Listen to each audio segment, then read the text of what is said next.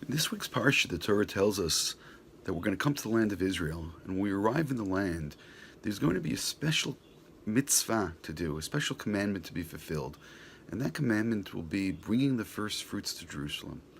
Now, this mitzvah is not just done by physically bringing something. There are ideas which are to be expressed, verses which are to be said, and these verses are actually more familiar to us from the Passover Seder. It tells about when we were slaves in Egypt and how God took us out and took us here. Apparently, what the Torah is trying to do is to create what we can call historical consciousness. The new generation, the new children, will hopefully be brought up in a time and a place that they're not going to know about slavery. They're not going to know about suffering. They're not going to know about personally experiencing the degradation that their parents, grandparents, or great grandparents experienced. But in order to really appreciate the good which God has given us, it's not enough to take the first fruits and to bring them to Jerusalem. We also need to set up that consciousness, to talk to our children, to tell them where we came from, to tell them who our people are, to tell us how God was involved in our lives. Perhaps after understanding the consciousness, we can now appreciate, and the context, we can now appreciate something else. At the very end it says, and you should be happy.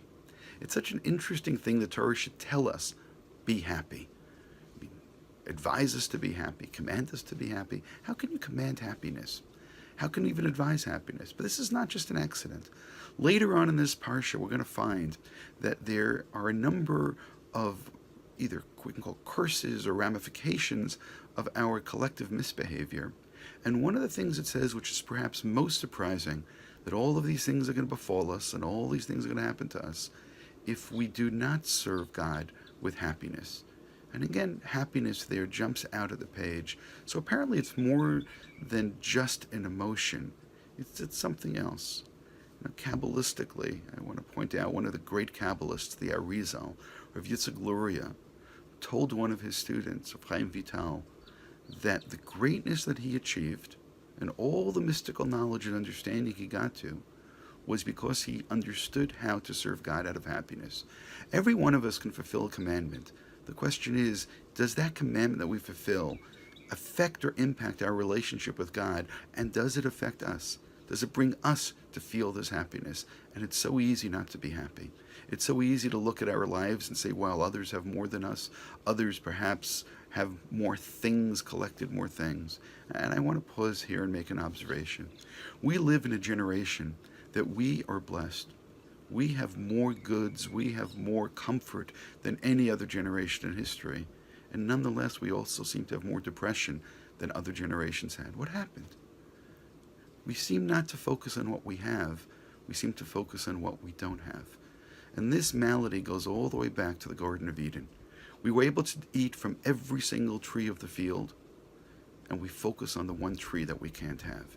Even though that tree is a tree of knowledge of good and evil. And we're told that that tree is going to bring death to our lives if we eat from it. That's the one we fixated on. That's the one we focus on. And that's the thing that makes us feel inadequate, because we can't have that one tree. And that's what the serpent or the evil inclination does to us. It tells us to obsess on what we don't have rather than to take joy in what we do have. And I think it's particularly interesting that the mitzvah in this week's parsha, what's called the bikurim, the first fruit. I think we can now appreciate that this mitzvah of the first fruit and to be happy comes to fix that other first fruit, the first fruit in history, that we just obsessed on and felt would bring us happiness. Perhaps the way to look at this is as follows. Sometimes people ask, should we focus on the glass being half full or half empty? I think for us, what's much healthier is to completely reframe the question. It's not a question that the glass is half full or half empty. The issue really is that we have all the water we need, and God gave us a very big glass. Instead of looking at what we don't have, instead of obsessing on what we don't have, we need to really take joy in what we do have. And we need to share that joy with our children, and that should really turn into happiness, and we need to learn how to serve God with that happiness. And the result, if we do, we may have happy lives.